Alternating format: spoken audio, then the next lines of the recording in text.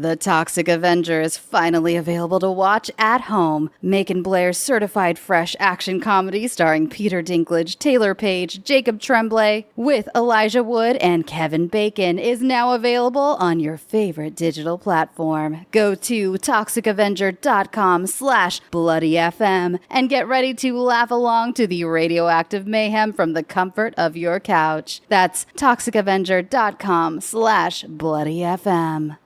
Today's episode is sponsored by I Know What You Did Last Summer. Get it now on digital. When 5 friends inadvertently cause a deadly car accident, they cover up their involvement and make a pact to keep it a secret rather than face the consequences.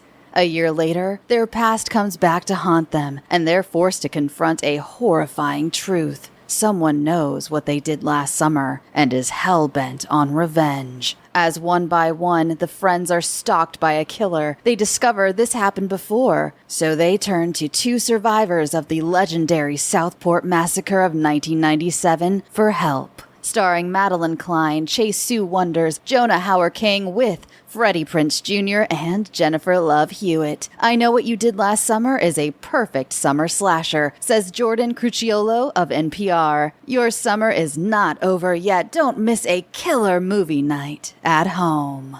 Warning, the following podcast is not suitable for all audiences. We go into great detail with every case that we cover and do our best to bring viewers even deeper into the stories by utilizing disturbing audio and sound effects. Trigger warnings from the stories we cover may include violence, rape, murder, and offenses against children. This podcast is not for everyone. You have been warned.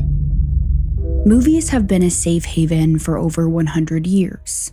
They can make us feel sad, happy, scared, hopeful. They can make us cry and laugh and feel connected to those around us. It's a way to escape reality for a bit, jumping into a whole different world, which was exactly the case for nearly 400 people in Aurora, Colorado on July 20th, 2012. It was the midnight premiere of the highly anticipated Batman film, The Dark Knight Rises. Everyone in the theater grabbed their popcorn and their candy, and as the lights turned out, they completely immersed themselves in the film before them. But soon enough, they would all witness something horrific. Except it wouldn't be on a screen. It would be right there in front of them, in that very theater. About 18 minutes into the movie, a 24-year-old named James Holmes would enter the theater through an exit door. And before anyone even realized what was happening, he would unleash a hail of bullets into the crowd. By the time he was finished and the smoke cleared from the room, the dark floors were drenched in blood, popcorn, shoes, and bodies. In the end, more than 70 people were injured and 13 people would lose their lives. And this horrific act was not only a tragedy, but a cultural shift, because one day movies were a safe place, and then they weren't.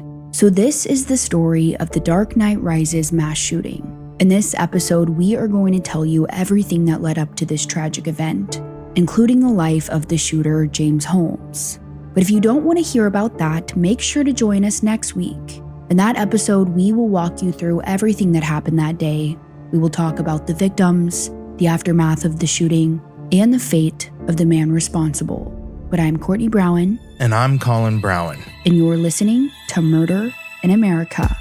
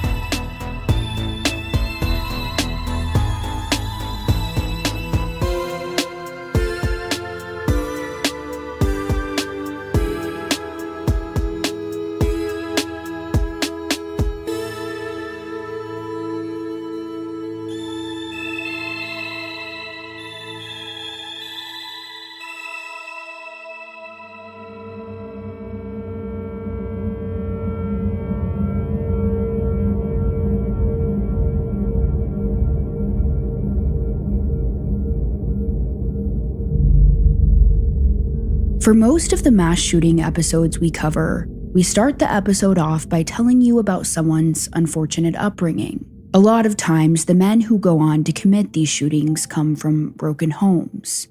Their childhoods are riddled with trauma, abuse, and neglect. And from an early age, the warning signs are right there. Sometimes these children will hurt animals, start fires. They'll draw bloody pictures of people being killed. Then, when they grow up, you'll often see them posting concerning things online. They'll cause problems in school. And finally, when that person commits the shooting, most people who knew them aren't surprised. In fact, sometimes the people around them will tell you that they saw it coming all along. But the story we have for you today isn't like that. The childhood of James Holmes was so incredibly normal, which in itself is unsettling. As humans, we find comfort when we can place blame on something. Not that a shitty childhood is ever an excuse for why these people go on to commit such atrocities, but at least we can look into their past for answers. However, in the case of James Holmes, we can't really do that. Sometimes parents can do everything right. They can give their children a good education, put them in therapy, and give them all the advantages to live a good and productive life, but still, something goes wrong. Mental health is a complicated topic, and we do want to state that someone's mental health condition is not an excuse for slaughtering a room full of people, but it does play a part in this story. However, before we get into that, we have to tell you the story of James's parents. Robert Holmes was described as an intelligent, very analytical man. He had graduated from Stanford with a bachelor's in mathematics and earned his master's at UCLA. Then from there, he went on to the University of Berkeley to get his PhD in statistics. In the 70s, Robert was in his late 20s, and while at Berkeley, he crossed paths with a woman named Arlene. She was everything he had ever wanted in a woman. At the time she was earning her English degree, she was very hardworking, driven, and she shared the same core values as Robert. It was clear from the very beginning that Robert and Arlene would be a very successful couple, and they were. In 1981, after Arlene graduated, she started working as a staff writer at the Berkeley Gazette. That same year, Robert graduated with his PhD after writing his dissertation, Contributions to the Theory of Parametric Estimation in Randomly Censored Data. And for the first few years of their relationship, everything was going really well. Then, finally, on August 10, 1985, the two got married in Los Angeles. Following their marriage in 1986, Robert and Arlene moved to San Diego. Arlene began to write for the Imperial Beach Star News, and her husband, who usually went by Bob, worked as a statistician for the Navy Personnel Center. They had a really great life together. They were successful, they had a nice house on the beach, and plenty of money. The only thing missing from their lives were children. Both Bob and Arlene always knew that they wanted to be parents, and they fulfilled that dream on December 13th, 1987. Arlene went into labor and ended up needing a C-section. It was definitely not an easy birth, but after several long hours, their son, James Egan Holmes, had finally made his way into the world. Many parents recall the first time they held their baby and looked into their eyes. You experience a love that you never thought possible, and in that moment you vow to love and protect them for the rest of their life. I'm sure Bob and Arlene experienced this exact same moment with James.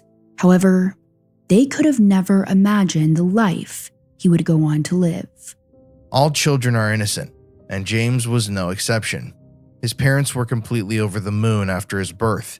After leaving the hospital, he was brought back to his parents' home in the affluent neighborhood of Rancho Penasquitos, just north of San Diego. It's a community that provides everything you could want to raise a family. There's the magic of nearby beaches with their towering sunset-colored cliffs and warm surf. There are miles and miles of hiking trails, biking trails, and even horseback riding trails that wind through the Chaparral Hills. There's even Christmas Card Lane, a path of over 200 houses that decorate for Christmas each year with elaborate displays that illuminate the streets with holiday cheer. So that, coupled with security and attentive parents, James Holmes was set up with a really great life. In addition, it seemed as if his parents were really compatible. which is essential when having a peaceful home. Now, at the time, Arlene was working as a registered nurse, but she was also still a writer for the Imperial Beach Star News. She would write in the newspaper's life section. In certain articles, she would write about her husband's silly quirks and gifts they would give each other over the years. In 1987, she wrote a piece titled, "She Has Found Him the Perfect Gift at Last." It read, "I have learned that cute but feckless Valentine's gifts are not the way to go. When you are married to a practical man, be practical. This year, I played it safe.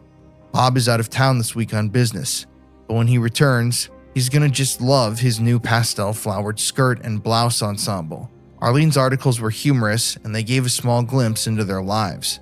James would later describe his parents' relationship by saying, "You could see the love between them, they showed it, and as a child, he had no problem doing the same thing." When James was 5 years old, Bob and Arlene had their second child, a daughter named Chris. And according to his family, he absolutely loved his little sister. One day, shortly after her birth, he even approached his mom and asked if she could help him write a letter. It read, quote, "Dear Chris, I love you, Chris. I wish you could play basketball and soccer with me. I wish you could play light bright. You have soft, cute skin. You're a happy baby. I wish you could play marbles with me. You can when you grow up. You need 4 more years. Love, Jimmy, your brother." According to Arlene, right after the letter was written, James insisted on feeding her a bottle and reading it to her. It was the kind of relationship every parent hopes to see between their children. And in the beginning, the Holmes family was so happy. Later on, when asked what he remembered about his childhood, James' response was, quote, "Lots of hugs." It was clear he was growing up in a good, stable, and loving home. But like with any child, there were some bumps along the road. For instance, in his early childhood years, James had a few irrational fears. But what kid doesn't? The first fear of his were that, quote, thugs were going to sneak into his window at night and kidnap him. And his second fear is what he referred to as nail ghosts. According to James, they were ghosts that would hammer nails through the wall by his bed at night, trying to poke him. And he was so scared of these ghosts poking him with these nails that he would sleep in the middle of his bed, far away from the wall. Now, some sources claim that these were early hallucinations that James was having, but having irrational fears like this when you're small is pretty normal. I remember when I was a kid, I watched an episode of Goosebumps, and I thought a ventriloquist dummy was going to come out of the book that I had in my closet and attack me in my sleep. So the fact that James was afraid of being kidnapped and these nail ghosts isn't really alarming. And according to everyone that knew him, he was a very normal kid. Neither his parents nor anyone else who was around him has recalled him having unusual behavior around this age. But soon enough, the Holmes family decided to move from the home James grew up in. He was just 7 years old when they packed up and moved to Salinas, California, about 450 miles north of San Diego. At the time, Bob's mother was ill, and the family wanted to be closer to her so that they could help. And that's the kind of family that James was raised in. From the get-go, being together, being there for each other, and making memories was the most important thing. Now, according to them, the move from San Diego to Salinas was a pretty smooth transition for them, as the kids were still young. And again, they continued to have a really good life there. Their family would often visit their aunt and uncle in Chico, where they would explore the foothills of the mighty Sierra Nevada mountains. They would fish, ride horses, and have bonfires. At their new home in Salinas, they spent a lot of quality time together. Every single night, they sat together and ate dinner at the table, no matter what was going on in their lives. One of James's fondest memories was when his mom would cook spaghetti. Arlene and the kids would throw wads of noodles at the cabinets to see if it was ready. If the spaghetti stuck, it was al dente. If it didn't, it had to go for a little longer. James would later laugh recalling this memory because, for whatever reason, every time the noodles would stick to the cabinets, paint would peel off with it. But even so, they continued this little tradition. James also said that his parents attended every single event that he and his sister had growing up. Whether it was concerts or sporting events, they would always be there to support their children. Bob even coached James's soccer team. He would later say, quote, Jimmy was the happiest when he was playing soccer, end quote. So to him, even though he was working all the time and taking care of his ailing mother, it was important for him to be there for these special moments. Growing up, James was not a withdrawn kid. He was involved in a lot of extracurricular activities like soccer, basketball, track, and martial arts. By no means was he a standout athlete, but according to his coaches and teammates, he was a team player who was a really good sport and always took losing with grace, which is how a lot of the neighborhood kids described him as well. The Holmes household was located at the end of a cul-de-sac, and James was always running around with friends having a good time. Their backyard had this long stretch of vacant land with a gully where they would all play capture the flag and flashlight tag. They would dig pits, fill them with water, and then jump in, pretending that they were in a water park. James was, in many ways, one of the core members of this group of kids. As an adult, he remembered them fondly, and the feeling was mutual. According to everyone who knew him around this age, James was well liked by kids, teachers, and adults alike. He was even known to have a lot of empathy for a kid his age. A neighbor, Catherine Barrett, would later talk about a time when all of the neighborhood kids went to a water park together. They had been waiting in line forever, but finally, they had made it to the front. However, when they did, one of the workers told James's little sister that she was too small to ride the ride. But instead of leaving his sister behind, James told her, "That's okay, I'll stay with you." He then put his arm around Chris and walked her back down while the other kids went on the ride.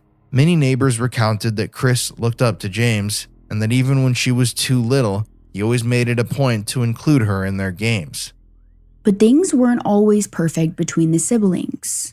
In fact, it was reported that when James was 8 years old, his parents brought him to see a therapist after he threw a toy at his baby sister. His parents said that he would often throw things when he got upset, so they wanted to make sure everything was okay with him. They also told the therapist that James was very Nintendo-oriented. But again, these things aren't screaming future killer. Now, throwing things when you're mad obviously isn't good, but kids that age don't know how to regulate their emotions. So tantrums are pretty common. So is being obsessed with your Nintendo. But still, his parents wanted James to work through these problems to ensure that he was getting the guidance he needed. And I think this just goes to show how present Bob and Arlene were in their children's lives. They saw a problem and they wanted to help. However, James would later say that his family wasn't really one to talk about their problems or their feelings. Bob would later say of their family, quote, "We were more scientific, non-emotional," end quote. Which is probably why they took James to the therapist. They knew that they weren't good at talking through these kind of things, so they turned to a professional. Now, his therapist would later note that James was, quote, "quiet and non-communicative," end quote.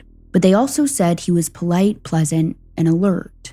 Now, they did give him a diagnosis of oppositional defiant disorder, but apparently this was pretty common back then to give out as this generic condition, so that the therapy sessions were covered by insurance.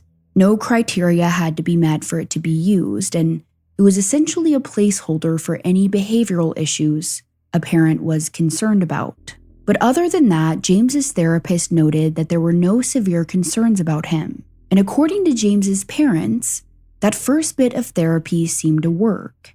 After just 3 sessions, Arlene told the therapist that James's behavior had really improved and that he was being much more present with his family. For the next few years, James seemed to be doing really well.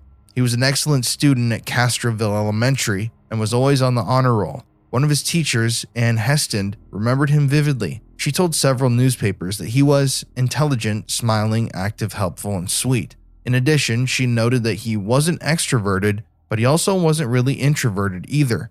And he was actually pretty popular with his fellow students. Another teacher, Paul Carrer, stated that James was balanced, like a Renaissance kid, meaning he was very well-rounded and curious. Now, he was in Mr. Carrer's classroom from the age of 10 to 11, and he showed 0 red flags. That year, he and another student were given special privilege to create a class website using a computer code that they had become enamored with learning about. This was in 1998, when coding wasn't on most kids' radar whatsoever. So James Holmes was a student who really stood out. However, according to James himself, it's around this time when dark thoughts began to infiltrate his mind. James would later recall that sometime between 1998 and 2000, when he was about 11 to 13 years old, he started having these vague, reoccurring images of people being killed, and they would just pop in his head out of nowhere. He said that sometimes it would happen multiple times a week. Other times it wouldn't happen at all.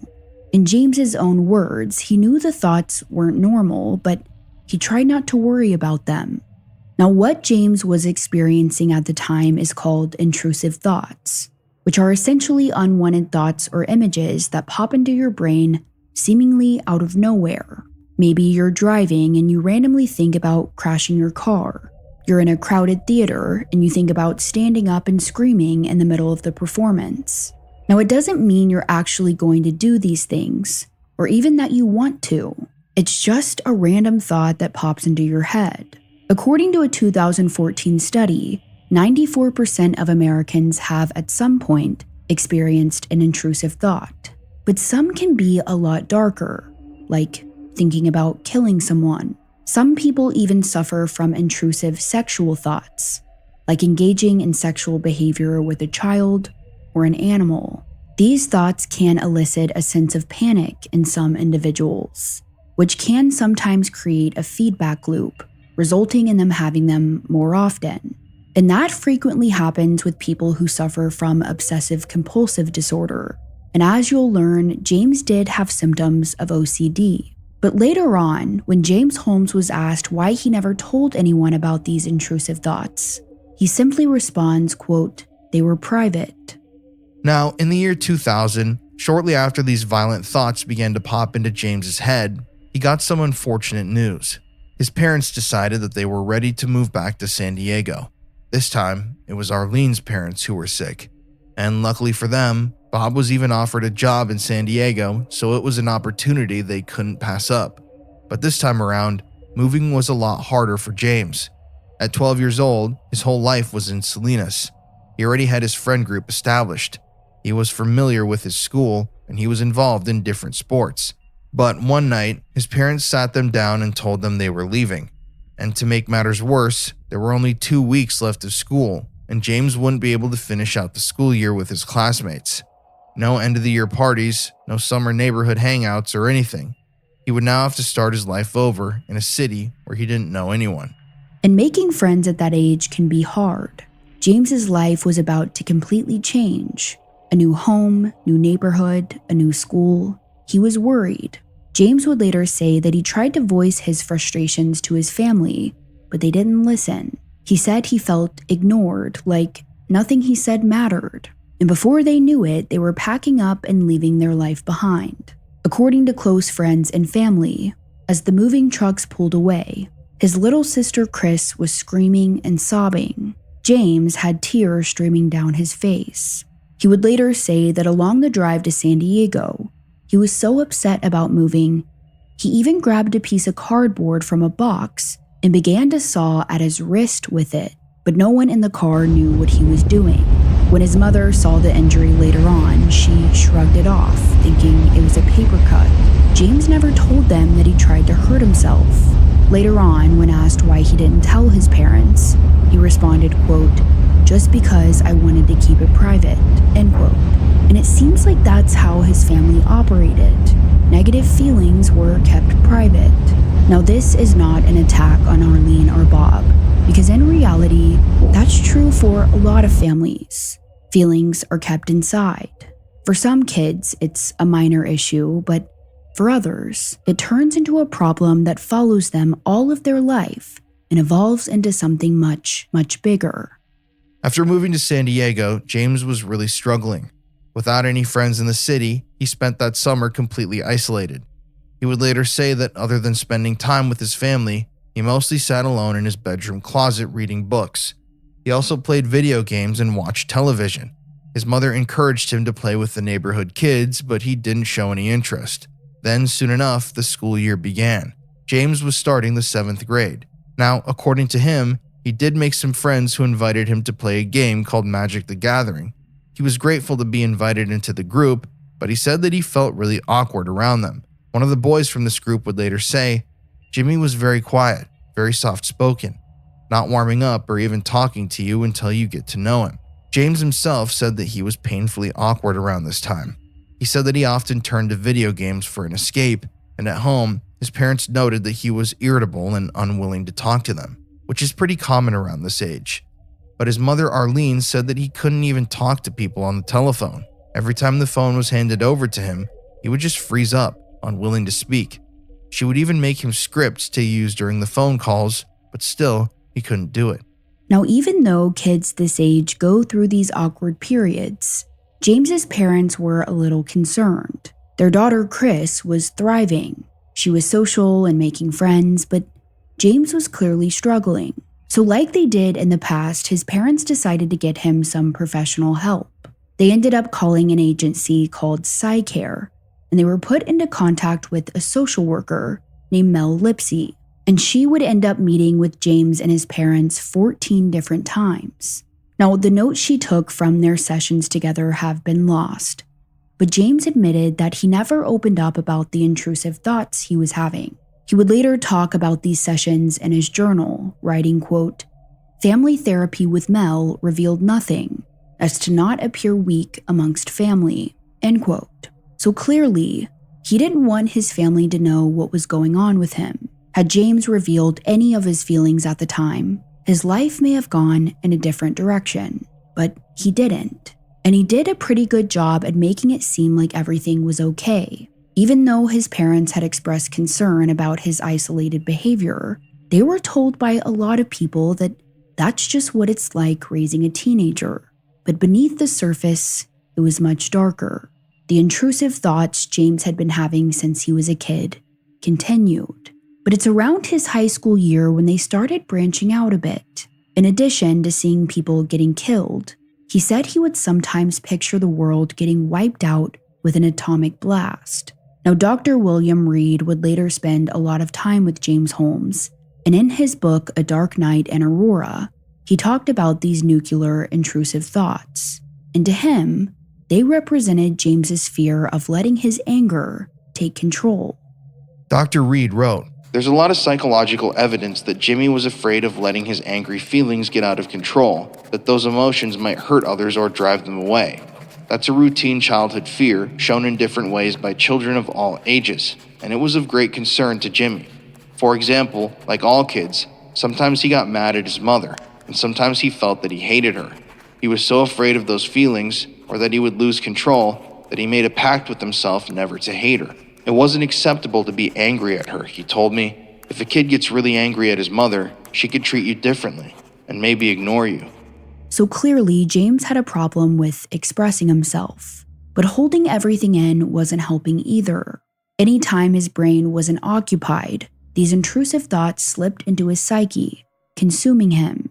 Now, up until this point, his intrusive thoughts never involved him. He would just see images of death, violence, and destruction. But soon enough, he started having thoughts of being the cause of that death, violence, and destruction, that he was the person attacking or killing people. He would later say that he knew something was deeply wrong with him, but he didn't want people to know that, so he kept it hidden away.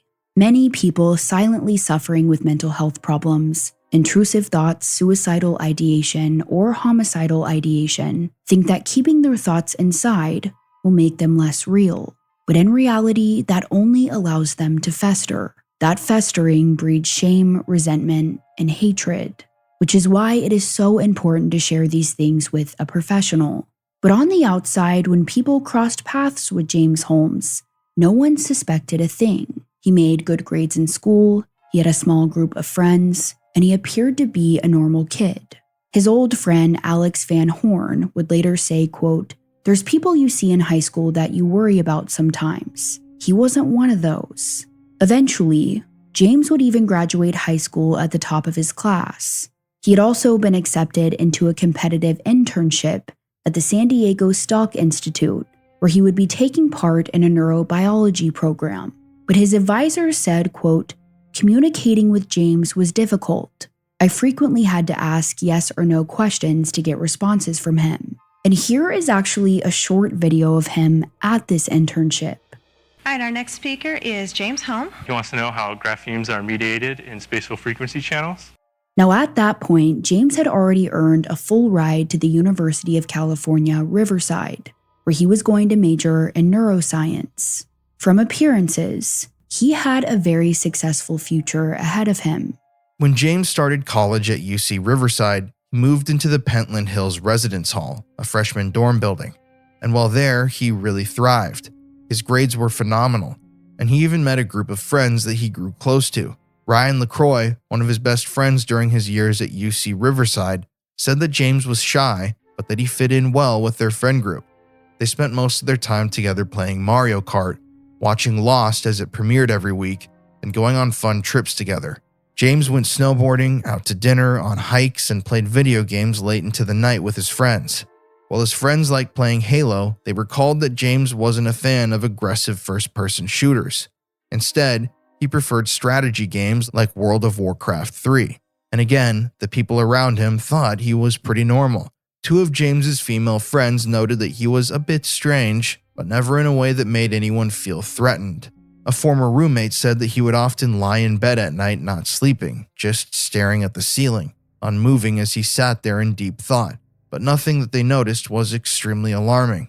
With the distractions of school, his friends, and video games, James was largely able to keep his violent thoughts at bay. However, he would later say that when left alone, the thoughts would creep back into the foreground. One specific thought that often came into his mind was about humanity as a whole, and how he believed everyone would be better off dead. James said that he ruminated on this thought for years, starting around 2006 all the way until 2010. In his exact words, he would later say this: "I suffer. Other people suffer. We'd all be better off if everyone on Earth dies." Hey everybody, Courtney and I have a favor to ask of you. If you love Murder in America, you love our show, please leave us a 5-star review wherever you listen to your podcasts, whether that's Apple Podcasts, Spotify. If you love our show and you want to help us grow, definitely consider leaving us a 5-star review. Also, it helps the show so much when people share out links to our program. So if you're listening and you're loving what we're doing here, share us on your Instagram story, shout us out on X, post one of our shows on your Facebook, and let the world, your friends, your family know that you're listening to Murder in America. It seriously helps us so much, it helps us grow the show. We couldn't do this without all of you listening at home. Seriously, thank y'all. But let's get back to the story. During his time at UC Riverside, James was in the honors program, and one requirement for that program was that he had to complete a certain number of volunteer hours per year. Everyone in the program was given this big list of options to choose from, and James chose to volunteer at an orphanage in Tijuana, Mexico. While there, he bought gifts for the children, he ate with them every day, and he played different sports, which is kind of crazy to think about. From what we know about James Holmes today, you wouldn't think that he'd like children, but apparently he did. In fact, during his undergrad program, he also worked as a camp counselor at Camp Max Strauss, which is a residential program for underprivileged youth. Now, one of the kids that James worked with that summer actually had schizophrenia, and James would later say, quote, "These kids were heavily medicated, but this did not solve their problems, only create new ones. The medication changed them from highly energetic, creative kids to lax beings who slept through activities. I wanted to help them, but I couldn't." End quote. Now, according to his coworkers, superiors, and the campers, James was a phenomenal counselor. They did have to urge him to be a bit more outgoing, but other than that, they said he was positive, goofy with the kids, and great at making them feel safe, which is strangely what people said about James for a lot of his life. When he was a child, he would help lead the younger kids into Halloween haunted houses, comforting them and showing them that it wasn't that scary. He didn't get joy out of watching them scared. Then, as he got older, he routinely chose to work or volunteer with kids. Now, interestingly, years down the road after James had been arrested, he even expressed concern when he saw that some of his victims were children. The sign said Victim Services Unit, Children's something. Uh-huh. Yeah, well, yeah. What about that? There wasn't any children hurt. Now, obviously, we'll get more into that in part 2, but by 2010, James graduated in the top 1% of his college class. His GPA was 3.949, the kind of grade that will get you into any graduate school of your choosing, at least in theory. Following graduation, James applied to 8 graduate schools with doctoral neuroscience programs. He had several reference letters from past professors, including one that read, "A very effective group leader brings a great amount of intellectual and emotional maturity into the classroom." However, out of the 8 schools he applied to, James was rejected by all of them, and it was largely due to his essay that he wrote. These essays are supposed to give a glimpse into the student, their personality, beliefs, and goals in life. But for James, it gave a glimpse into his psyche. In his essay, he spoke at length about using clairvoyance to solve challenging scientific equations. At one point, he stated that he invoked the infinite vastness of indefinite knowledge, and the colleges he applied to were not impressed. Now, there was one staffer at Montana State who considered accepting James, but apparently, James had left them an unsettling voicemail, and from there they went down a different direction. But this entire experience was really hard on James. He hadn't taken the rejection well, and from there, he would go on a dark downward spiral. Disheartened by the rejections, James decided to return to his parents' house in San Diego, and for the first few weeks, he spent all of his time sleeping in and playing video games. Now, I'm sure at first his mom let him relax a little. After all, he had just earned his degree after a lot of hard work. But after a few weeks, Arlene told James that he had to go get a job. She wasn't going to let him just rot away in his room all summer.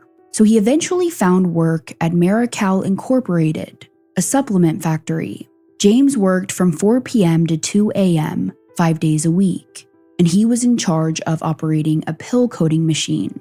Now, his coworkers at this job said that he was definitely strange. One coworker said that it almost seemed like he had a mental condition. Another said that she called him the giggler, as he was always known to giggle throughout his shift.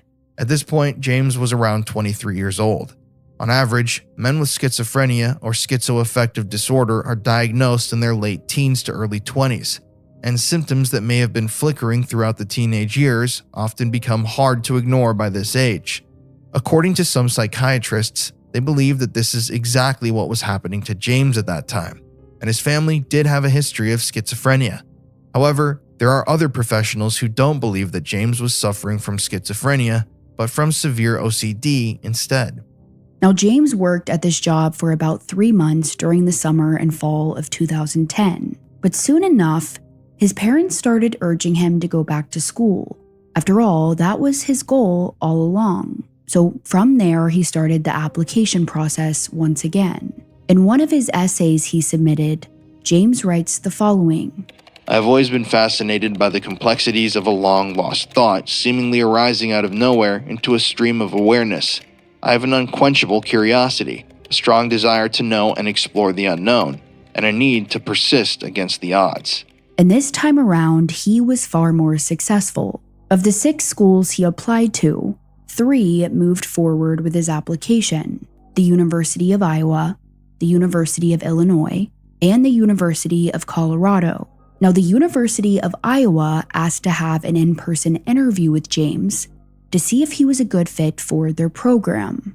But after their interview, a psychology professor told the admission board, quote, not to admit him under any circumstances, end quote. There aren't any details as to why this professor was so adamant about this, but that very decision may have prevented a massacre from happening in that town. However, the University of Colorado was impressed with James Holmes. In fact, he was one of 6 students that they picked to be a part of this program, and they offered him $26,000 a year in financial aid. So for James, it was an easy decision. He would attend the University of Colorado, nestled in the town of Aurora. That acceptance, that single chance moment in time, is what led to Aurora being forever associated with one of the most deadly mass shootings in history.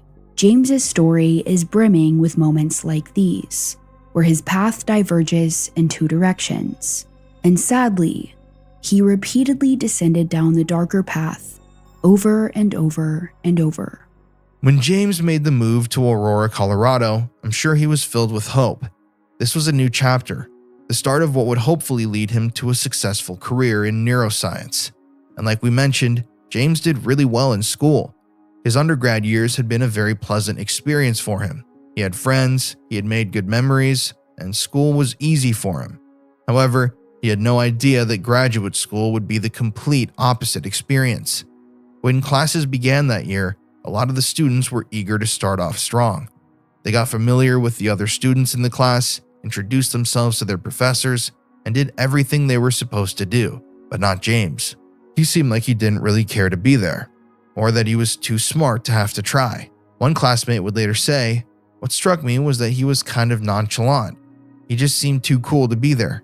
He kicked back in his chair and seemed very relaxed in a very stressful situation. I noticed that he was not engaged with people around him. We went around the table to introduce ourselves, and he made a weird, awkward joke." According to his professors and classmates, James would often come to class early, usually wearing jeans and some type of t-shirt. But he wasn't very friendly. Another student said, quote, "He would basically communicate with me in one-word sentences. He always seemed to be off in his own world, which did not involve other people as far as I could tell." End quote. It was also said that during these classes, while everyone else was taking vigorous notes on the lesson, James wouldn't. He would just kind of stare off. One of his professors even said that James appeared so withdrawn that he wasn't even sure he was actually comprehending anything. When he would get called on in class, everyone said he began his answers with a long drawn-out, After a few weeks, James started leaving his labs early. He wove nonsensical jokes into his presentations, skipped class, and seemed completely unconcerned with the tasks given to him. Now, you might just be able to get away with that in undergrad, but not here. James couldn't just study right before the exam and ace the class. In graduate school, there are endless presentations, group projects, and lab rotations. You have to put in the work to succeed, and James wasn't doing that. For his entire life, he had been really good at school, and what was once a fulfilling distraction for him was clearly no longer working. In his book, A Dark Night in Aurora, Dr. Reed suggests maybe James was impatient. Maybe his studies weren't moving him fast enough towards his goal of figuring out what was wrong with him. But during this time, James also had another distraction, his very first girlfriend. While attending the University of Colorado, James crossed paths with a student named Gargi Dada. He saw her one day in one of his classes, and he thought she was beautiful. Soon enough, the two would strike up a conversation, and that's when James learned that she wasn't just pretty, but wildly intelligent as well. They also had a lot of similar interests. Now, Gargi ended up inviting him to a study session that week. They exchanged emails, but that night, James sent her his phone number. He said, quote, "If you text me, I will tell you an amazingly best ever world's greatest knock-knock joke." Now, something that Gargi said was that James was super witty and fun over texts, but in person, he was completely different. He would try to make jokes, but they often didn't land because of how awkward he was. But nonetheless, she decided to go out with him. Their first date was at a horror film festival, and during it, James told her that he had been with other girls before, but that wasn't true. Gargi was his first girlfriend and his first sexual experience, and from there, he quickly fell in love. Courtney and I have been studying true crime for a very long time at this point, and we've told hundreds of stories here on the podcast. And as I'm sure you know, in every true crime story, it's the little details that give someone away. A receipt, a phone ping, a habit they couldn't hide. So here's a question. What's your habit saying about you? If you're ready to ditch the dead giveaways, start with Fume Zero, the better thing to reach for. This episode is sponsored by Fume Zero, the brand new grab-and-go flavored air device from Fume. Now, I know a lot of people out there vape or they smoke, But if you're looking to cut back, and if you're looking to improve your lifestyle, Fume Zero is a great place to start. Why? Well, it's different than its competitors in a few ways. It's affordable, just $24.99 USD for a sleek pre-filled device, no commitment, no refills, no batteries. It's completely clean, which I love. It has zero nicotine, zero vapor, just natural plant-based flavored air. And it's the first truly easy way to try the good habit. With 6 bold flavors and up to 10 days of use, Zero makes it simple to start. I know that I quit vaping earlier this year, and I swear to God, honest to God, Fume devices played a huge part in helping me quit. So when I saw that they wanted to work with us, I wanted to spread the gospel of Fume and put people onto something that really helped me. So take 0 chances with Fume Zero today, available for just $24.99 USD. Just head to tryfume.com, that's tryfum.com, to start with Zero. And now let's get back to our story. Now, when he and Gargi weren't in class, they hung out at James's apartment, a small 1-bedroom on the 3rd floor of an apartment building near campus. This apartment building would, in a matter of months, become a literal ticking time bomb. But from October 2011 to February 2012, it was James and Gargi's little escape. They watched SNL reruns, had sex, played video games, and ate dinner together. On dates, they sometimes visited the Century 16 movie theater, the same theater that would become the center of James's demented plan. But despite having a love interest for the very first time in his life, James was still struggling with his mental health.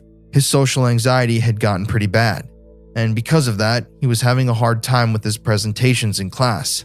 Then on top of everything, it seemed like his homicidal thoughts had gotten worse. By January of 2012, James even texted his friend Ben, telling him that he was having delusions. Now, Ben was open to the conversation and he was supportive, but James wouldn't really open up. Ben started asking him, well, are you seeing things? Are you hearing things? James admitted that he wasn't having any auditory hallucinations, but he was seeing things. So Ben then asked him, well, what are you seeing? What delusions are you having? But James's response was chilling. He told his friend that it was a, quote, secret. Now we know that James started having thoughts of killing people years prior, images that would pop up in his head. But according to James, for the first time in his life, they weren't just images in his head anymore. He was actually seeing these violent things in the spaces around him, right there in the room with him. He mainly claims to have seen shadows, including a shadow that was, quote, juggling heads. By February 2012, James was still happy and in love with his girlfriend Gargi. For Valentine's Day, he even set up this nice evening together. He lit candles in his apartment, he bought her carnations, and he cooked her a nice chicken dish. Then, after they watched Netflix together.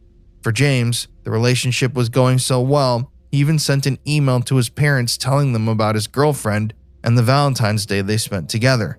But Gargi wasn't feeling the same.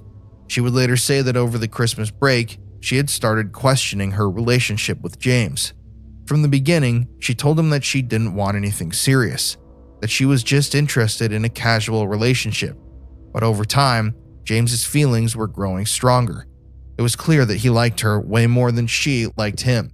So that month, she asked James if they could pull back the reins a little bit. She didn't want him completely out of her life. She was even still okay with having a sexual relationship with one another, but she didn't exactly want to be boyfriend and girlfriend. And not wanting to lose her, James agreed to be friends with benefits. But he would later say that this was a huge loss for him. Afterwards, he became even more depressed and said, "My mind was kind of falling apart." One day, he opened up his journal and wrote that he had lost his last battle with biology, his last battle of falling in love. Now, after their breakup, Gargi and James continue to see each other and talk frequently. But the things James was saying were concerning her. So much so, she urged him to see a psychiatrist. So that March, James reached out to the Student Health Service Center and made an appointment with a social worker named Margaret Roth. During their first session on March 16th, Margaret sat down with James and asked him about what was going on in his life. What symptoms are you having? But like many times before, James didn't want to open up. He even told her that he didn't want to tell her about the thoughts he was having because, quote, you would have to report me, end quote. But finally, after a while, he admitted that he, quote, wanted to kill people. Now, I always thought that if someone says this in therapy, the professional is supposed to report it. But apparently, James told her that he didn't have anyone in particular that he wanted to kill. And since there was no specific target, she didn't have to report it. Following their session, Dr. Roth wrote that James, quote, had no dangerousness. She also wrote, quote, it was very hard to interview him, as he would just stare and take a long time to answer. He said it was very hard for him to come in. Now, immediately after their first session, Dr. Roth emailed the senior psychiatrist, Dr. Len Fenton. In her email to her, she wrote, quote, he is the most anxious guy I have ever seen and has symptoms of OCD. But most concerning is that he has thoughts of killing people, though I do not think he is dangerous. He said he did not want to tell me everything he was experiencing, as I might have to report it, end quote. So from there, Dr. Len Fenton agreed to meet with James on March 21st. But before their session, James would participate in some typical college activities. On March 17th, he and Gargi went to a bar to celebrate St. Paddy's Day. While there, everyone was drinking and having a good time, including James. That is, until a guy walked up to Gargi.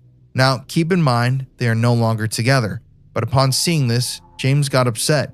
He even confronted the guy, but Gargi quickly shut that down. She told him, we are not boyfriend and girlfriend, so you can't control who I talk to. And James was upset about this.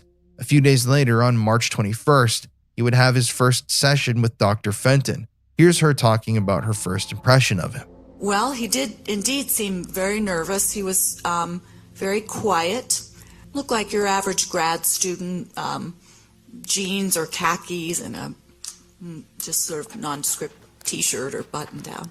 So during their first appointment, Dr. Fenton was mostly trying to understand James's history, what symptoms he had. The first session is usually just getting a broad understanding and establishing a rapport, but that was hard for James.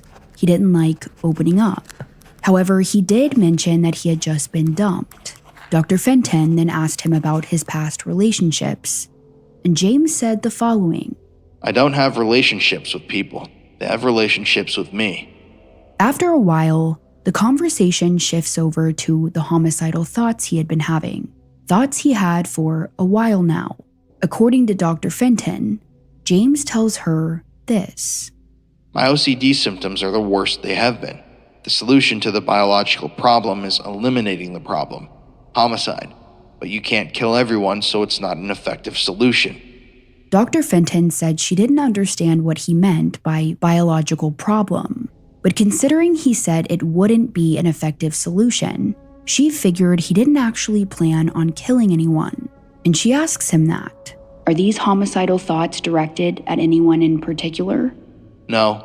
Are you planning to kill anyone? No. She asks him, do you ever have thoughts about hurting yourself? No, I wouldn't hurt myself. Next, Dr. Fenton asks James if he would consider taking medication. James says he would be open to it. So she decided to prescribe him an antidepressant called Zoloft. Now, James hadn't told her he was depressed, but Dr. Fenton noted that he did appear to be a little sad. And she said that the drug also helps with social anxiety and OCD, which she thought he had both. And like always, she put him on a low dose to make sure he could tolerate it. Now, this drug takes a few weeks to kick in, and because James was having anxiety, she also decided to prescribe him something that would work right away. It was a benzo that relieves anxiety called Klonopin. James mentioned that he had a lab presentation coming up that he was anxious about. So Dr. Fenton said that the Klonopin should help with that. But she also said that in the back of her mind, she believed that if these drugs didn't help, that she might have to prescribe James an antipsychotic. Based on some of the statements he made, she couldn't tell if James was just a little odd or if he had some sort of personality disorder like schizoid. If that was the case, then an antipsychotic would work better. But she would have to have a few more sessions with him to make that determination. So at the end of their appointment, She told James to take the medication she prescribed him, and they scheduled an appointment together for the following week. Dr. Fenton said that leaving that session, she did not believe James was going to act out in any aggressive or violent way. She said that James was definitely guarded. It was clear he had a hard time opening up, and when he spoke, he usually gave very short answers. But in her mind, he was not dangerous. However, she couldn't have been more wrong. Following their appointment, James wrote in his notebook. He wrote that in these therapy sessions, he would continue deflecting any incriminating information. He also kept talking to his ex, Gargi. He told her that he was doing poorly in his classes, that he skipped an assignment, and that his professor got pissed off at him. Then, during one conversation, James started talking to Gargi about how valuable life is. He said that taking someone's life away took away their experiences, memories, and their potential. But then he went on to say that taking someone's life gave you human capital. Gargi said, "What do you mean by that? How do you get human capital from taking someone's life?" And James said, "You'll have a more meaningful life." So his girlfriend asked, "Well, if taking someone's life adds more to your life, then why don't you kill me?" And James said, "If I did that, I would get caught and then I couldn't go kill more people." But he went on to say that he wasn't inherently evil and that going to kill people was his plan B. On March 25th, he and Gargi had the following text conversation. "Well, what I feel like doing is evil, so can't do that. What do you feel like doing? Video games are the next best thing through escapism. What is so evil that you want to do? Kill people, of course. Killing people is too much effort. You'll end up locked up. Most people are not worth what might happen to you because of the act." That's why you kill many people. Now, soon after this, on March 27th, James would have his next session with Dr. Fenton, and this one was supposed to be a shorter one, just 20 minutes, to see how the medications were working. James reportedly shows up on time. He's wearing his normal clothes and acting the same as he did before. And when he sits down, Dr. Fenton asks him, "How are you doing?" James says the following. My OCD symptoms, the thoughts of killing people, haven't changed, and my anxiety is pretty much the same too. I took the Klonopin before my lab because I was anxious about it, but it didn't help. It just made me really tired. I don't want to take it anymore. Dr. Fenton told him that he didn't have to take it anymore. Instead, she wanted him to try propranolol, which is good for performance anxiety. It can help if your heart starts racing or you feel jittery, and she felt like it would be a better fit. So she prescribed him that, and they scheduled another meeting for the following week to see if the medications were working. After leaving Dr. Fenton's office that day, James writes another journal entry. It reads, The mind is a prison of uncertainty, trillions of cells guarded for eternity. Oh, where art thou, Master Key? Destroy the mind and be free. A few days after this, on April 2nd, James texts Gargi and tells her that he can't be friends with her anymore. It's too hard for him. Gargi responds, okay. The following day, on April 3rd, James sits through a class on schizophrenia, something he's very interested in. When quizzed on the material, he does really well. And then on that same day, he meets with Dr. Fenton again. Like all the times before, Dr. Fenton said he showed up on time, and it seemed as if nothing had changed. When he sat down, she asked him how he was doing, and he responds with the following. The propranolol seems to be working. I do feel a little less anxious, but I'm having a hard time remembering things. Dr. Fenton suggested that they lower his dose. James continues. I am feeling a little tired throughout the day. Dr. Fenton told him that he might be feeling tired from the Zoloft, which can be a side effect. So she told him to start taking it at night. Now, this was another shorter session. Dr. Fenton didn't ask him any more about his homicidal thoughts, but she did suggest another medication, an antipsychotic called Seroquel, which helps a lot with anxiety. However, James was worried that it would be too sedating. So instead, she told him to continue with his medication, and they scheduled another meeting 2 weeks later. Now, it's around this time when James's classmates began to notice a difference in him. They said he stopped smiling. He was no longer making those weird jokes in class. And if you were to have taken a look into James's journal at the time, you would have seen some disturbing entries. One read as follows: The obsession to kill since I was a kid, with age, has become more and more realistic. First obsession, onset, started more than 10 years ago. So, anyways, that's my mind. It's broken. I tried to fix my mind. I made it my sole conviction, but using something that's broken to fix itself proved insurmountable. Neurosciences seemed like the way to go, but it didn't pan out. In order to rehabilitate the broken mind, my soul must be eviscerated. I could not sacrifice my soul to have a normal mind. Despite my biological shortcomings, I fought and fought. There is one more battle to fight with life, to face death, embrace a long-standing hatred of mankind, and overcome all fear, certain death. Around this time, James starts talking to another girl in one of his classes. On April 9th, he messaged her, "Hey, it's Jimmy James. You sick of our professor yet?" The girl asked how he was doing in the class, and James responded, "Not great." The following week, on April 17th, he would meet with Dr. Fenton again. He walked into her office, took a seat, and like all the times before, she asked how he was doing. "Do you feel depressed or suicidal?" she asked. No. "Are you having any more homicidal thoughts?" Well, I broke up with my girlfriend and I'm doing okay, but I did have an increase in my obsessive thoughts. "What are those obsessive thoughts you're having?" I'm having an increase of obsessive thoughts about women. I have 3 categories of obsessive thoughts. One that has to do with women, one that has to do with men, and one that has to do with everyone. Now, Dr. Fenton said that she tried to press him further on this, but he wouldn't really elaborate. But she said that based on what she observed of James, she didn't think he would respond well to keep pushing for answers. So she moved on. Interestingly, Dr. Fenton said that it's here where James started talking about the meaning of life. He wanted to know what she thought the meaning of life was. But Dr. Fenton didn't want to talk about her philosophies. These sessions were about him, so she didn't answer his question. But to her surprise, he started to get really upset. He even angrily asked her, Why won't you tell me? Dr. Fenton wrote that he was having psychotic level thinking, meaning his thoughts aren't reality. From what she was observing, she also believed that he had some sort of social anxiety disorder. But she also got the feeling like if she said one wrong thing, something that upset James, that he would just stop treatment altogether. So she played it safe. But again, she said that even though he admitted to having these homicidal ideations, he was still showing no signs that he planned to act on them. So she adjusted his meds and planned the next session. But later that week, as Dr. Fenton was sitting at her computer, she received an email. You see, she had accidentally written down the wrong last name on James's prescription. She put James Hughes instead of James Holmes.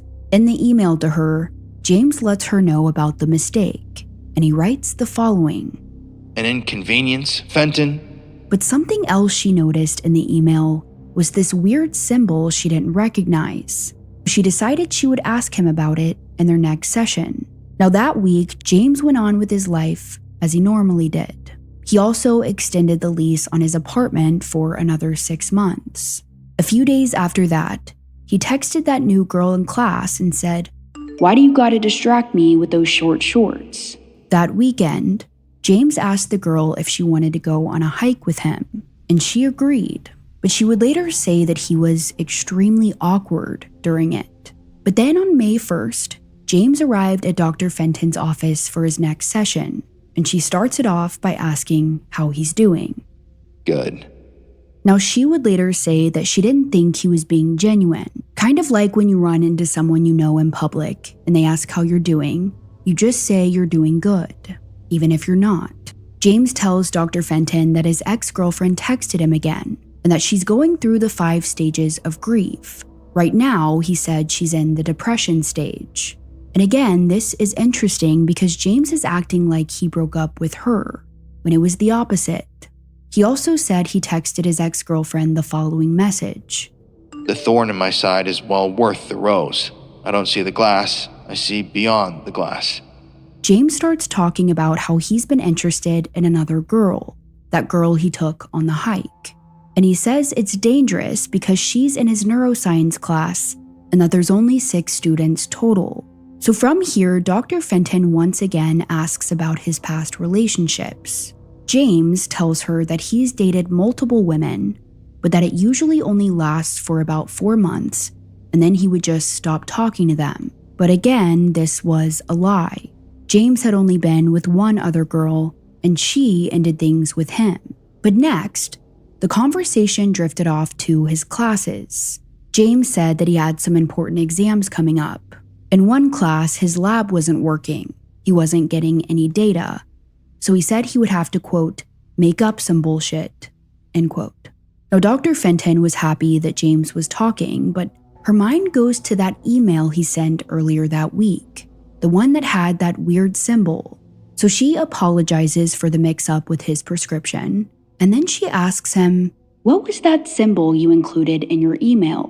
But James doesn't want to tell her, so she pushes a little more. What was it? But again, he won't say. Dr. Fenton said that it took several minutes of going back and forth for him to finally tell her what it was. And he says the following. The cues on the symbol were fists. It represented me punching you in the eye. Violence. Is that what you need to hear? Dr. Fenton doesn't know what to think, but then he follows it up with this. I know, it was dumb. I shouldn't have done that. Clearly, there's something going on with James if he's sending symbols about punching her. So next, Dr. Fenton brings up his homicidal ideations. But again, James isn't forthcoming. However, he does say this. You'd see it in a utilitarian way. Dr. Fenton didn't understand.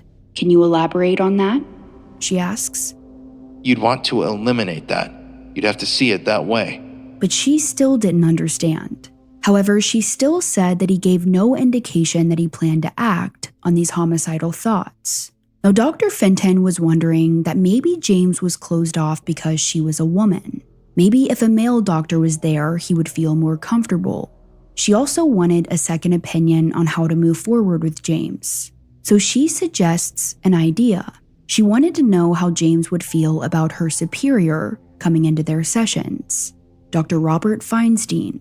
Now, she had worked with him a lot, and he specialized with individuals who had violent tendencies. She thought that he would add some helpful information. But at first, James didn't like the idea.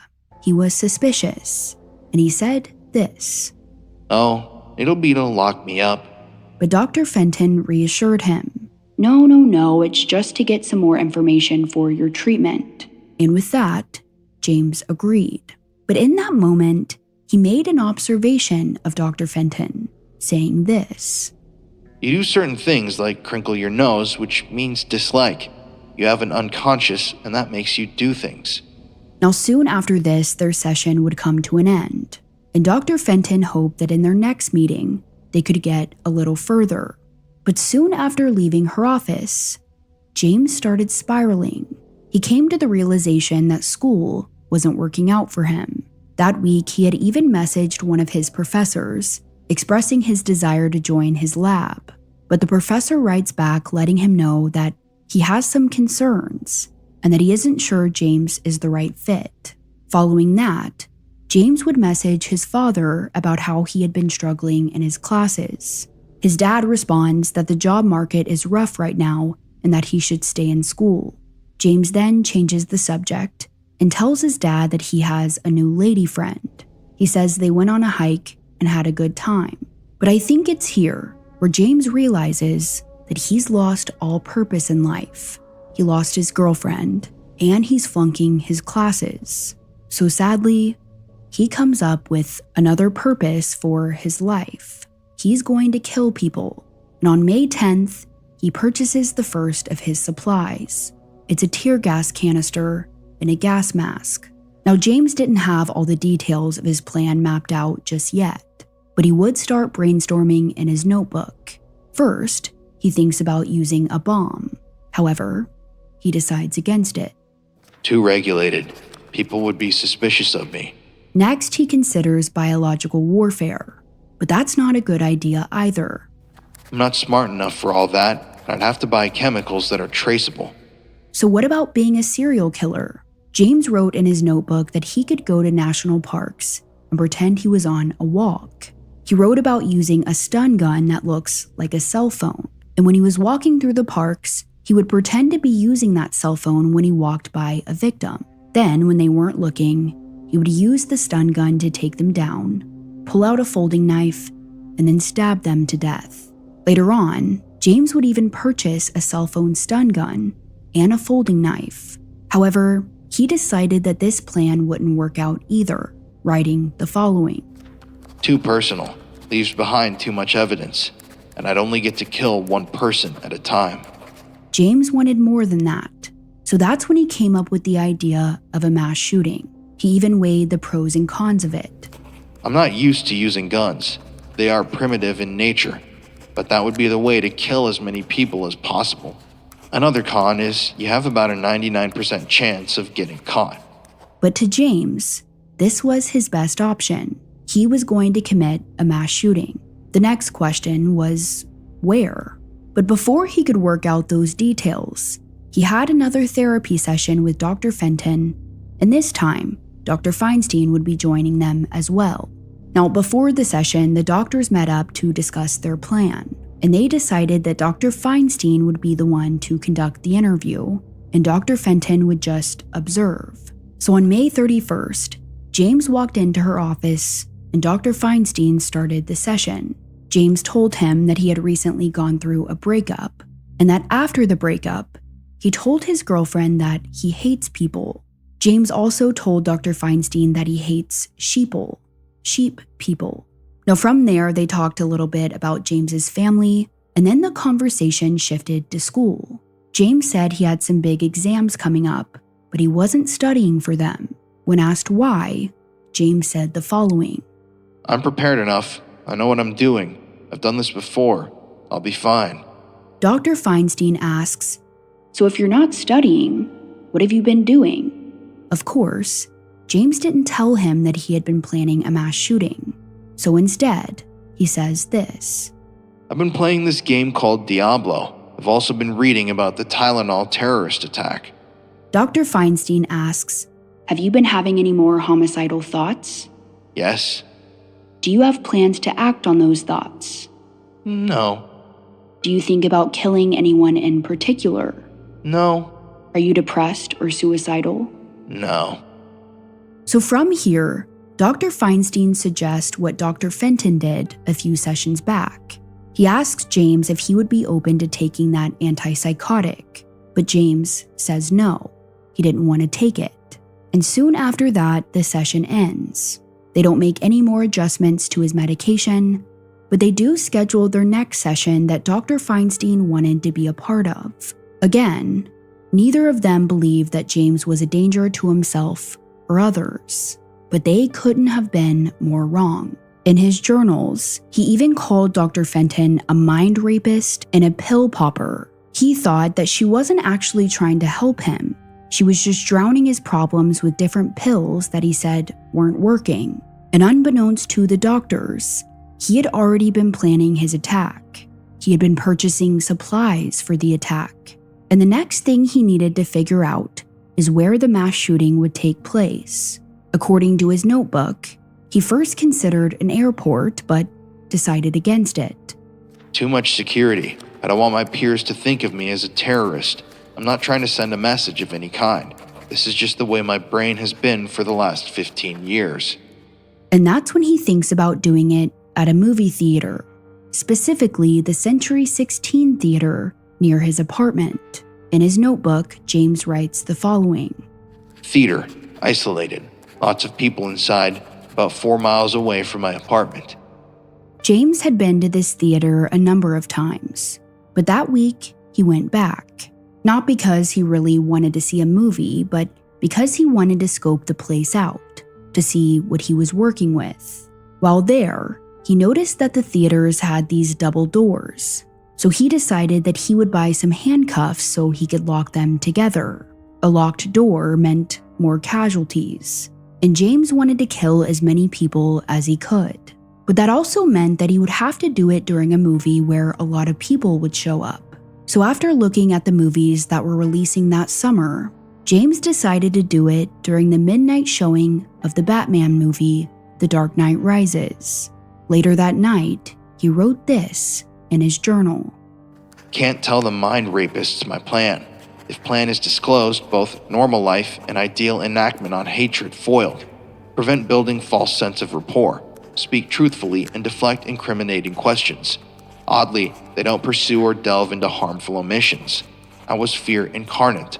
Love gone, motivation directed to hate and obsessions. Embraced the hatred. A dark night rises. In his notebook, he also writes about how he's finally going to give in to his hatred of mankind. He's finally going to do something about it. But he notes that first, he needs to do some research. Look up firearm laws and mental illness. Buy body armor. Learn how to shoot guns. He also decides that on top of committing a mass shooting, he wanted to booby trap his apartment. So he started buying explosives and more weapons. He bought a Glock Model 22 and a .40 caliber handgun at a local sporting goods store. Then he bought a Remington 870 12-gauge shotgun and close to 7,000 rounds of ammunition. And he didn't try to hide these purchases. He used his real name, credit card, and email for all of it. He also continued writing in his journal. The weak are most likely to perish in trying times. Likewise, the strong are most likely to overcome. Why do the average and strong support the weak? This is easily answered. In trying times, the weak will fall. They act as a buffer. Furthermore, when the weak die, the average and strong become weaker. As James's arsenal of weapons started growing, he began taking the guns apart in his apartment. He wanted to get familiar with everything. He also started researching other mass shootings. He wanted to look at those to see what the police response times were and how much ammo he needed. He even calculated how far the Aurora Police Department was to the Century 16 Theater. He calculated that they would probably get there in about 3 minutes, something he would have to consider. He also said that around this time, his homicidal ideations were getting worse. During his lab rotations, James claimed to have seen flickerings, blobs, and head-juggling shadows. Now, some people believe this, others don't. But one thing that we do know is that James's desire to kill was getting stronger, while his motivation to do well in school was worse than ever. On June 7th, James failed one of his oral exams. He had never been good at those. Public speaking made him nervous. And in the weeks before the exams, he had been too focused on planning a mass shooting and he wasn't prepared, so he failed. Following the exam, he messaged that girl he had been talking to. He told her he had flunked it. Then, later that day, he went to a nearby town to purchase a rifle. 2 days later, his professor messaged him letting him know that he was going to have to retake his exams. But James responded with this. Dear sirs, I regret to inform you that I will be discontinuing my graduate studies in the neuroscience program effective immediately. Regards, James Holmes. His professor would later respond that that was probably in his best interest, as he clearly hadn't been making that much of an effort. James would later say that he was upset that no one tried to talk him out of quitting, but in reality, he had already made up his mind by this point. He was done with school, and all of his focus was now towards the massacre, but he would still attend his final therapy session on June 11th, 2012. For the session, both Dr. Fenton and Dr. Feinstein were there, and this time they would both be asking him questions. "How did your exams go?" Dr. Fenton asks. I failed. Dr. Fenton says she's sorry he didn't do well, but some students can retake them if they talk to their professor. I'm not going to retake them. I'll probably just drop out of the neuroscience program. Now, most students in his position would be freaking out, but strangely, James didn't seem to care. Dr. Fenton even wrote down in her notes that he was, quote, inappropriately nonchalant, end quote. In fact, he almost looked relaxed, like dropping out gave him some relief. Now, they started asking him about his plans once he dropped out. I have about $10,000 in savings that I could live off of, and I plan on getting a job. Well, are you going back home to California? They ask him. No, my lease here doesn't end until November, so I'll probably find a job here. Fenton and Feinstein figured that given his situation, he had appropriate goals for his future, nothing that screamed he was going to end his life or the life of others. So next, they asked if he told anyone he had dropped out. No, but I plan on telling my parents. I don't think they'd be surprised. I've kind of been giving them hints that I haven't been doing well. Dr. Fenton and Dr. Feinstein tried to convince him to keep coming back to therapy, but James said that since he's not a student anymore, it won't be covered by insurance. However, they tell him to keep coming back anyway, and they'll figure it out. But next, James does something really strange. About 20 minutes into their 50-minute session, he randomly stands up, turns on his heels, and walks out. No handshake, no goodbye, or anything. But he never indicated he was planning to harm anyone. So again, they said they couldn't put him under any psychiatric hold. Here is Dr. Fenton explaining this.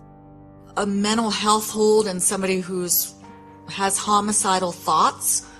To qualify for a mental health hold, they need to have a couple of things, and one is evidence that it's not just a thought, but they have a plan. They're moving towards action on those thoughts. And then the second thing is there has to be a specific target, and he all along had denied both of those. In her notes, Dr. Fenton wrote her concerns about James. They read, 1. His long-standing fantasies of killing as many people as possible. 2. His caginess in discussing any details regarding methods, targets, and timing. 3. His refusal to give us permission to contact anyone who could give us collateral info or speak on his behalf. 4. The unclear timeline of his mental health status and past history. Has he always been this odd and angry, or is this new, suggesting a psychotic break, substance-related psychosis, or medical illness? In later interviews, James told professionals, I don't think I made it clear enough that I was mentally ill. I'd already started getting weapons, and then I started thinking they were going to be frightened of me because I had weapons. Dr. Reed supposes in A Dark Night in Aurora, a part of him believed, and a part of him hoped that they somehow knew his thoughts and his plans without his revealing them. But Dr. Fenton was so uneasy about the situation, she decided to break her pledge of doctor-patient confidentiality, and she called James's mother. When Arlene answered the phone, Dr. Fenton said that James had been seeing her for his anxiety. But then she said, "Did you know he quit school?" Arlene said she suspected it because the last time they spoke, James said he was struggling. But Arlene claimed that she was never informed that James was having homicidal ideations. She and Dr. Fenton also talked about James continuing treatment, even though he wasn't a student anymore. And Arlene offered to continue paying for the therapy sessions. However, James would never come back. But even after speaking to James's mother, Dr. Fenton said she was still worried. No. What did you do? So I still had significant concerns about his homicidal thoughts and potential dangerousness, so I took some additional steps. Tell us about him. So the first thing I did, other than discussing this with Dr. Feinstein at the end of the session, was I called what's known as our beta team. The beta team is in charge of helping students that have potentially dangerous behavior. After receiving a report, they will then conduct a background check on the individual to see if they have some sort of criminal record. They also check to see if they have been in the military to look at possible PTSD, and then they will go from there. So Dr. Fenton said she called them to figure out what she should do next. Here is this potentially violent man who just dropped out of school. What should we do with him? Now, in the beta's report, they said, quote, Len Fenton described James Holmes as having homicidal thoughts and also stated that he had threatened and harassed her via email text message, end quote. However, despite this information, they decided not to take action because James was no longer a student there. Dr. Fenton also contacted the campus police department, and believe it or not, they offered to put James on a 72-hour hold, but Dr. Fenton declined it. She didn't think he met the criteria for the hold. So after she reported it to Beta, that was it. No one would ever go to check up on James Holmes. If they had, they may have seen the arsenal of weapons in his apartment. They may have seen his journal entries, where he was meticulously planning an attack, and they may have intercepted his plan, but they didn't. And now that he had fully dropped out of school, James could now dedicate all of his time to preparing for the massacre that was just on the horizon. If you love murder in America, you love mysteries, you love true crime, you love murder stories and the unknown, then I have a new show for you. It's called The Conspiracy Files, and it's hosted by me, Colin Browen, from Murder in America and the Paranormal Files. On The Conspiracy Files, we explore everything from bizarre deaths to freak paranormal events, pedophile rings, government corruption, ritual sacrifice. No topic is untouched on this show. Everything that we talk about on The Conspiracy Files is backed up with fact. I release reference sheets with every single episode that we do so you guys know everything we're talking about is confirmed to have happened and be real. It's a completely different type of show than anything else you've ever seen about conspiracy theories. Instead of a bunch of conjecture and theories, we're presenting you people with facts, telling you the story, walking you through the story just as detailed as we do with Murder in America, and then letting the listener decide what they think. Anyways, you should definitely give it a listen. It's called The Conspiracy Files. The links are in the description of this show, and you can find it on Apple Podcasts, Spotify, or wherever you get your podcasts. And now let's get back to our story. Just 2 days after his final therapy session, James buys hundreds of rounds of ammunition, a laser sight, hearing protection, and magazines for his weapons. Then a few days after that, he officially returned his student badge. It's also around this time when he and his parents send some emails back and forth. After his mom got the call from Dr. Fenton about him leaving school, they messaged James and let him know that he's welcome to come back home to San Diego. But he tells them that he didn't want to come home yet. So his dad suggests that he apply for unemployment, and he does. He messages his dad that week, telling him that he applied and he's ready to become a lazy bum. His emails seem pretty normal, and given this big life change he was going through, he seemed to be in good spirits. In one email, his parents talk about a trip they're taking to Mexico, and James responds, "Hasta la vista, baby."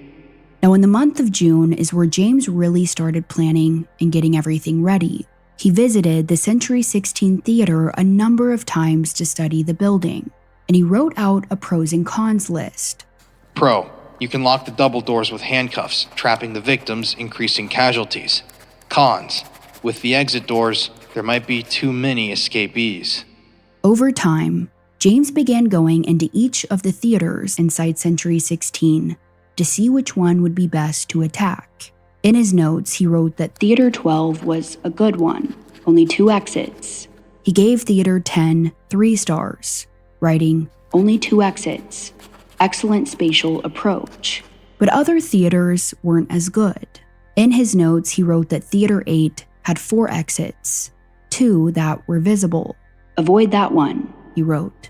And finally, after looking through all of them, James decided that he would either do Theater 9 or Theater 10. Both sat hundreds of people, and they both had just 2 exits. During the attack, James planned on throwing tear gas near those exits so that people wouldn't be able to see where to run. But strangely enough, James also planned on escaping after the massacre. He even purchased tire puncturing devices to use on police cars so he could get away. He bought a ton of body armor so that he wouldn't get shot in the attack. And just in case he did, he also purchased a first aid kit for himself. He truly thought that he could shoot up this theater and then escape. Over the course of the next few weeks, James took several pictures both inside and outside of the Century 16 Theater. He buys more ammunition. He also finds out that his unemployment had been denied, but he was doing okay on money. On June 29th, he even walks into his apartment's leasing office and hands in his rent check. A few days after that, he dyes his hair that infamous orange color. Now, later on, many people believed that he did this to represent the Joker in the Batman movies, that he was this evil force. But James himself would later admit that this wasn't true. In fact, he only chose the Batman movie because he knew a lot of people would be at that showing. There was no hidden meaning behind it. In his journals, he wrote, "Most fools will mistake correlation for causation. The message is there is no message. The causation is my state of mind for the last 15 years. He would also say, I didn't really have a reason for dyeing my hair. I did it to stand out. I guess to be like exotic, I guess. I dyed it red because I thought it would look better than green or blue." On July 1st, he went out and bought a rifle and more ammunition. He also drove to a shooting range about 2.5 hours away from Aurora. He ended up going to this range 5 different times before the shooting to practice. He bought specialty earmuffs, and he spent hours shooting at life-size silhouettes. Witnesses reported that while shooting at the targets, he would move side to side, sometimes even crouching down. He was perfecting his form. That week, he also bought these black contacts that he wanted to wear during the shooting, ones that made your eyes look completely black. He would later say that he bought them because he thought it would make him look cool. Now, another huge part of James's plan was booby-trapping his apartment, and it's around this time when he started buying more supplies for that, including a remote-control vehicle, a boombox, batteries, and chemicals. But interestingly, he also signs himself up for a bunch of dating websites, with one being called hornymatches.com. That week, he uploaded pictures of himself with his new orange hair with captions that read, "Will you visit me in prison?" He would later say, "It's unusual to have dyed hair like that and contact lenses like that. It's more likely I'd be remember something unusual than something mundane." Now, that week, he also texted that girl from his classes. She asked if he was still in Aurora or if he had moved back home, and James said that he was still in town, but he warned her, "Look, you should avoid me. I'm bad news bears." On July 17th, James buys a movie ticket for The Dark Knight Rises on July 20th, 2012. And he actually buys 3 of them because every time he purchased the ticket, it put him in Theater 8. Now, Theater 8 was one of the theaters that he wanted to avoid due to the amount of exits.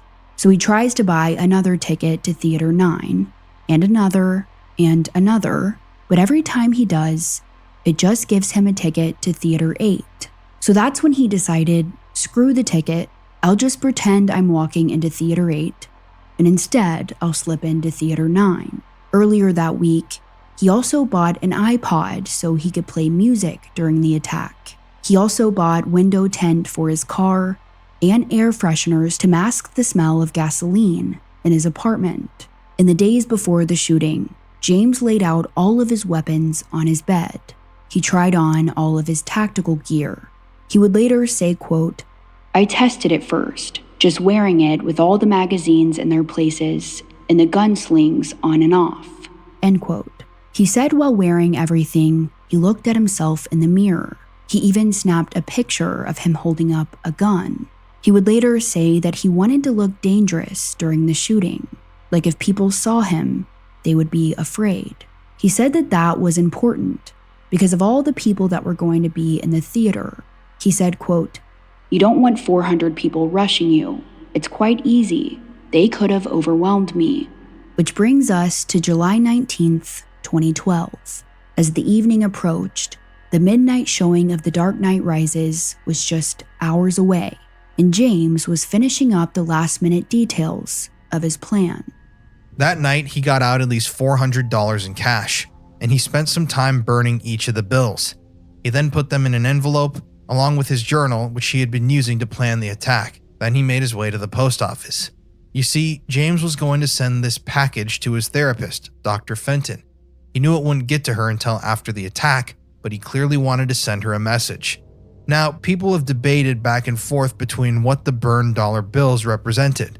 Some people believe that it was because James had lost his student insurance and could no longer use her services because he wasn't a student anymore. And then, of course, he sent his journal, likely to taunt Dr. Fenton, to show her that the entire time they had been seeing each other, this is what he had been planning. So after sending out the package, James finished booby-trapping his apartment. He had set up a tripwire right in his front door. Over to the side was a thermos filled with glycerin. According to James's plan, when authorities would come into his apartment, they would trip over the wire, and that thermos would pour the glycerin into this pan that was laying there. The pan was coated with potassium permanganate, and when those two mixed, It's supposed to create a flash fire. He also covered the floor with gasoline and oil, so when that flash fire ignited, it would start a massive fiery blaze. He also sprinkled magnesium on the floor, and the reason he did that is because magnesium fires get worse when water is put on them. So when the firefighters would come and try to put the fire out, it would burn even harder. James also considered the possibility that no one would walk right through the tripwire. So it's here where he came up with another plan by making a launch control box. That evening, James walked outside of his apartment complex holding a remote control car and a boombox. And from there, he walks over to his apartment's dumpster and sets them down on the ground. Now he rigged the boombox so that in exactly 40 minutes, loud music would start playing from it. He hoped that someone would follow the sound of the music, and when they did, they would see the remote control car sitting by the trash can. In James's mind, if someone saw that remote control car sitting there, they would have to pick it up and play with it. Except the remote did not control the car. It was actually connected to his booby-trapped apartment. So if someone did find it and they pushed a button on the remote, the apartment would engulf in flames. Now after setting this by the dumpster, James gets ready for the night. He packs up his gear, weapons, ammunition, and his body protection. He also takes a Vicodin, which is a pain medication. He would later say that he did this because he didn't want to get hurt if he got shot. But before leaving, he blares some music in his apartment.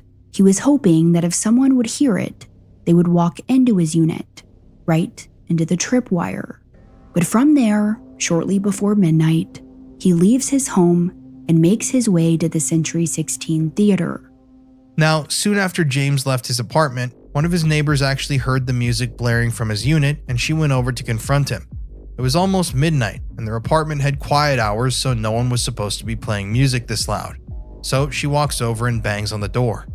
However, no one answers. Now, this girl said she actually grabbed the doorknob and noticed that it was unlocked. She was about to open it and tell the person inside to turn the music down, but something inside of her told her not to do it. Instead, she went downstairs, told her boyfriend about what she saw, and together they called the police. But nothing happened. By the time the police realized what was going on, it would be too late. Upon arriving to the theater, James parked his white sedan in the back. Now, me and Colin actually visited this theater earlier this year, and the back parking lot is completely isolated. Even when we went, there were no cars, no security guards, or anything. So on that night, as James drove to the back, no one was suspecting a thing. James parked his vehicle right outside of Theater 9's exit. Then after parking, he walked around to the main entrance and showed the workers his ticket. Now remember, he bought a ticket for Theater 8, but he planned on just walking into Theater 9 and finding an open seat. But before he did, he hung out around the concessions for a while. He likely saw people getting popcorn and drinks for the movie he was about to shoot up.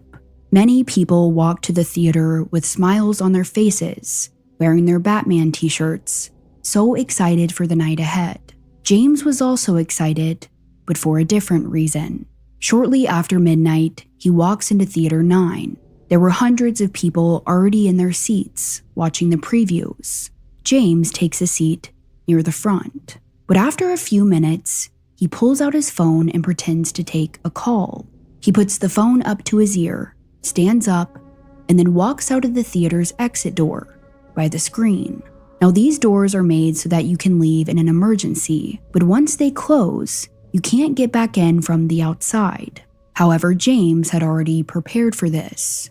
He pulled out these clips that he attached to the door to keep it propped open. Then from there, he made his way to his car to put his gear on. While in the car, James quickly put on a bulletproof vest, a ballistic helmet, bullet-resistant leggings, a throat protector, a groin protector, and tactical gloves. He also put on a gas mask. But while he was putting everything on, he actually heard something right outside his door. When he looked out, he saw a worker throwing something in the dumpster.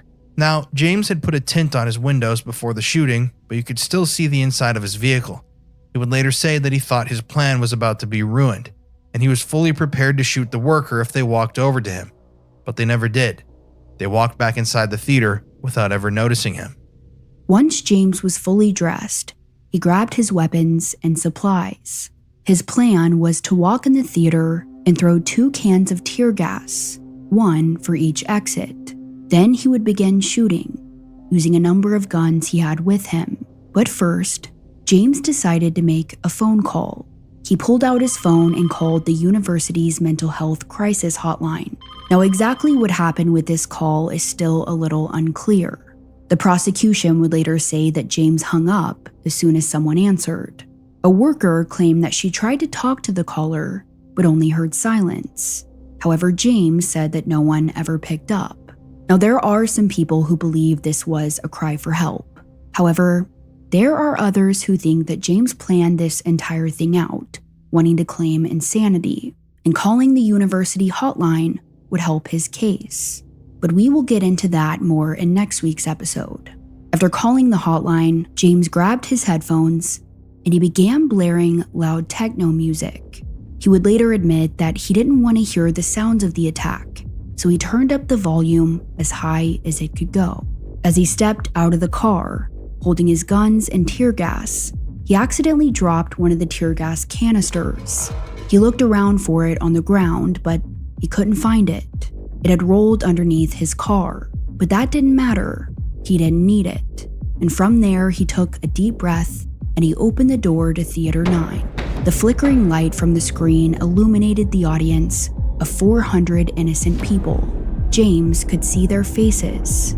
To him, they were numbers, lives he needed to take to improve his own. He then tightened his finger around the trigger of his shotgun. He recalled thinking to himself, quote, "I'm really going to do this."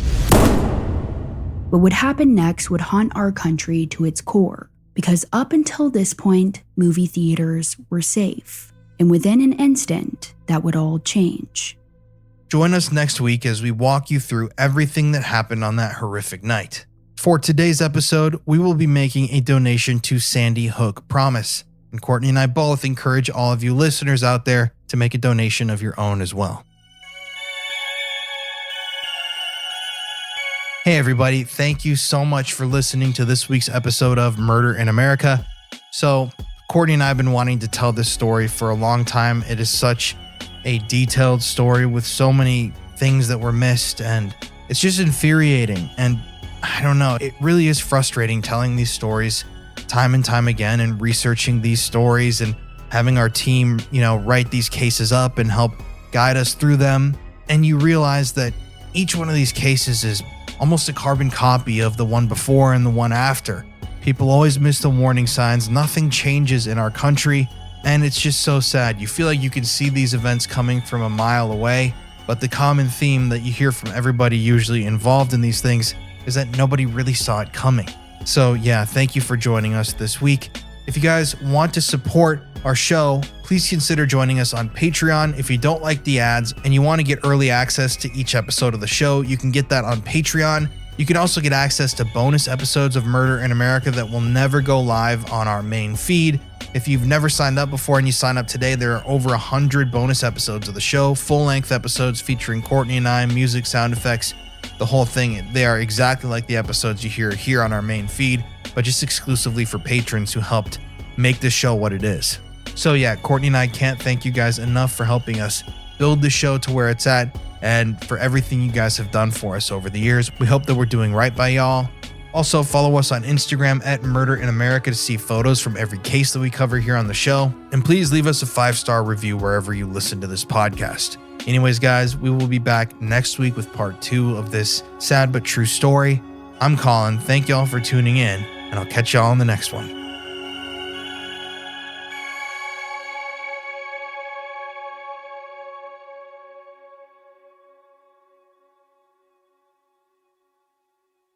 The Toxic Avenger is finally available to watch at home. Macon Blair's certified fresh action comedy starring Peter Dinklage, Taylor Page, Jacob Tremblay, with Elijah Wood and Kevin Bacon is now available on your favorite digital platform. Go to toxicavenger.com/bloodyfm and get ready to laugh along to the radioactive mayhem from the comfort of your couch. That's toxicavenger.com/bloodyfm.